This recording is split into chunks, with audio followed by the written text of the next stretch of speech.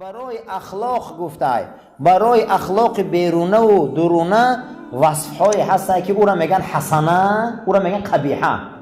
اخلاق بده است که او را میگفتن که رحمت بر پدرت، این رحمت خدا بر تو بود. با اخلاق بده میگه که بر پدرات فلان لعنت. بونی خیلی اخلاق بده است، لعنت کنه خدا.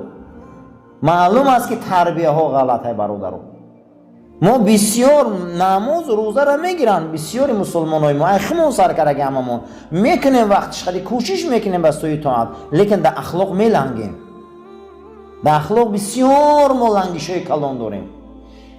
و الخلق چیه خلق؟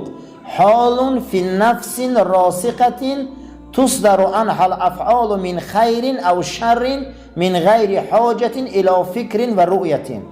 اخلاق چی بده؟ هوا یک نفس بده که راسخ بده، روشن بده، با قوت بده. ای انسان بیرون میبرامده با فعلش رفتارش یا نیک میبرامده یا بد میبرامده. تو میخواهی نمیخواهی، تو فکر میکنی نمیکنی، تو او را میبینی نمیبینی، چیزی را عزیزم کاریدی همون را دراو میکنی.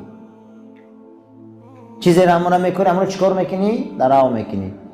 اون روشنفکری عالم اروپا کتاب نوشته درباره حالتهای فتوسینتزی، یعنی که یکی از آن به کودک آورده است که ای پدر و مادر مسلمان، این شخصیت ای پدر و مادر، در حالتی که با زناتان شما هم بیستر میشه، کودکاتان وقتی به دنیا آمدگی هم باشه، یک روز هم باشه، بالای اونها را با لطه سفید پوشانه. در چیبه در چشم کودک حالت عکسگیری داره. اگر همه فعل رفتار شما رو بینه، همون حالت شما رو عکس میگیره و عقلش که در آمد همون کار خودش کردن میگیره. حتی اسلام بینه چه احتیاط میکنه مثلا اخلاقه. امروز فرزند مونده تلفن میگیره میتیم، یا نه؟ ما خودمان به ناموسیم، ما خودمان پرده حیات برآمده رفتیم، ما خودمان به معنی شدستیم.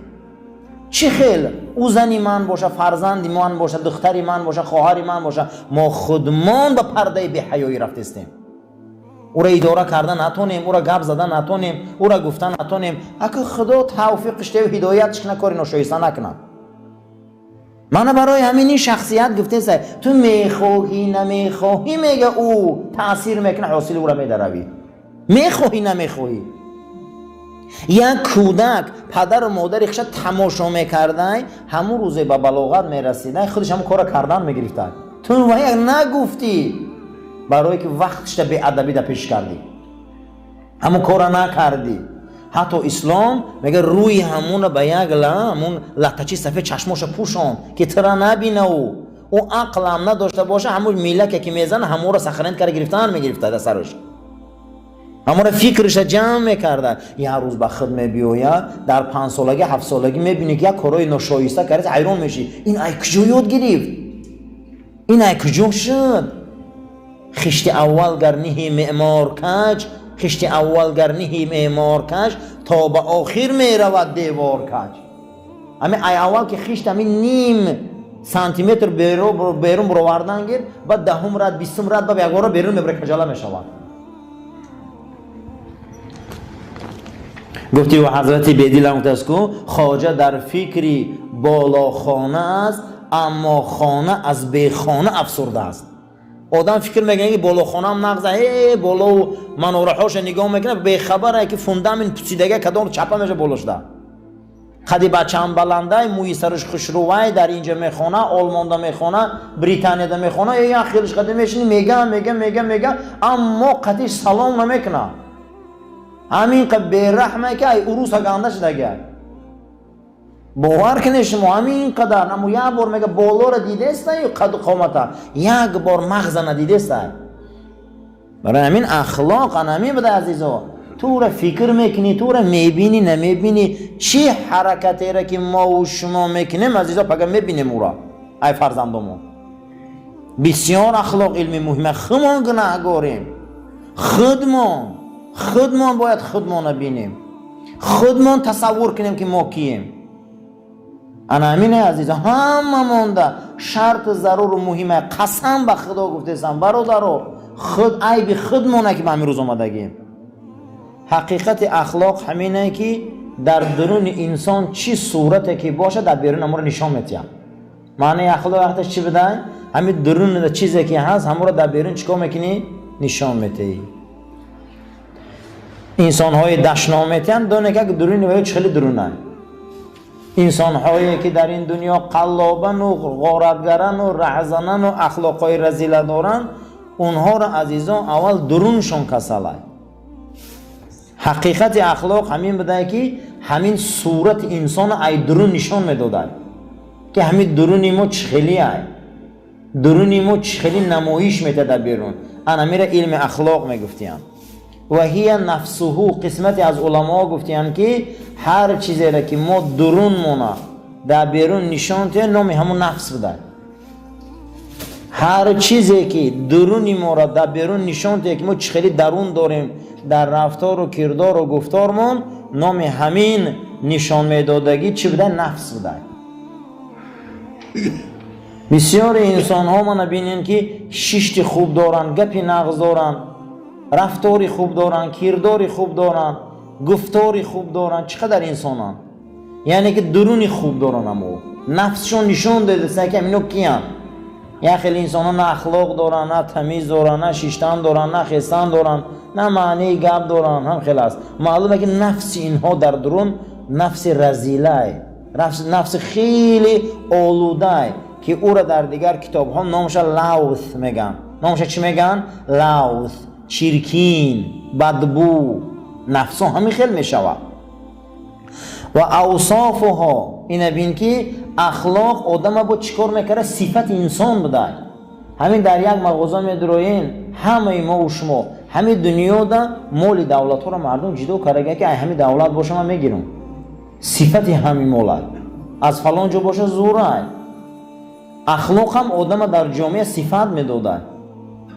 آدم ها را جدا میکرده به یکم درجه، دویم درجه، سیوم درجه، چهارم درجه، پنجم درجه آدم ها را جدا میکرده. انا میره نامش چی میگفتین؟ اخلاق. اخلاق نفسی آدم معلوم میکرده، وصفی آدم معلوم میکرده. این علم اخلاق انا همینه. و معانی ها آدم به معنی را به معنی جدا میکرده. حضرت سفیان ثوری را میپرسند که حضرت امر معروف ممکن، بعد میگه همین حدیث گپ زد که من حسن المرء المسلم ترکه ما لا یعنی. بهترین اخلاق مسلمان همینه که ولی کاری به معنی را بس کنه. ولی گو من به معنی را بس نکردم چی امر معروف نکنم اخی؟ بهترین اخلاق مسلمان چی بوده؟ کاری به معنی را بس کنه. پیغمبر خدا گفته صلی الله علیه و سلم که بهترین اخلاق مسلمان همین بوده است که کاری به معنی را بس کنه. ولی گو من به معنی را بس نکردم، من شما رو چی گویم؟ من شما رو چی نصیحت کنم که گپی من شما را تأثیر بخش باشه؟ این اخلاق همین بوده که ما رو معنی مونه نشان میداده که ما چه خیلی معنی داریم. همین دنیا دا مقصد ما میگیم کار به معنی، کار به معنی. با معنی و به معنیگی بودن اخلاق نشان میداده. اخلاق هم را چیکار میکرده است؟ نشان میداده. المختصة بها. انا همین گفتگیامون همش خاصی به اخلاقه. همه یعنی می گفتگیام که اخلاق فقط جدا کرده میتونه که اخلاق تربیه ما چه خیلی بی منزلتین مکانشان. منزلت چگون گفته که هر چی به خودش نرخ داره. نرخ اخلاق چی بده؟ الخلق لصورته ظاهره. انسان وقتی در بیرونش همون رفتار و کردارهای تعلیم و تربیه گرفتگیش رنگ تجارت برآورده نشان میده که من خیلی نرخ دارم.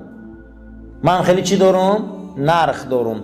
او مقصد او روانشناس نوشته که اگر در یک میدان گفته 300 دانه اسب باشه یا 3000 دانه اسب باشه، اینها اگر بزکشی کنن توجه مردم ده همه اسبای یا همه اسبی که بز حلال میکنه ده همه.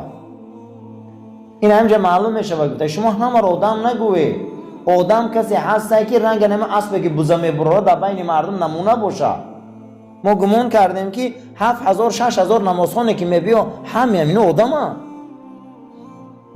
همینو انسان هم. نه گفته شما اکنون در ویترین در همه تجارت برور اخلاقتونه. که ما چند هم ارزش داریم. حتی که ببینین که جامعه انسانی همین قدر انسان هایی هستن که برای اونها 100 روبل آدم دادند دلشان میشوره، 100 روبلش نمیتیان، اما انسان هسته که نرخ اون میلیارده. شما بینید در جامعه همین یک فوتبال بازار رو بینید، 1 ساله و 2 ساله شرطنامه میبنده میلیاردها سومه و تونسته به همون درجه نفسی رسیده. اما بینین که انسانی که اکنون در راه خودم کوشش کنه، اگر ما همین روز توبه گر از زاره کنیم ما را 1000 روبل ما که تیانیونتیم، اما وای روز پولشون بینید. انسان باید درجه اخلاقیش فکر کنه که من چیم در همینجا، نفسی من، اوصافی من، معنی من چیه، همین در صورت بیرون در همین ویترین برو را تجارت چی داره و میفروشه، چی داره در همه سوداش میتیه برای مردم. ولهما اوصاف حسنة و قبیحة.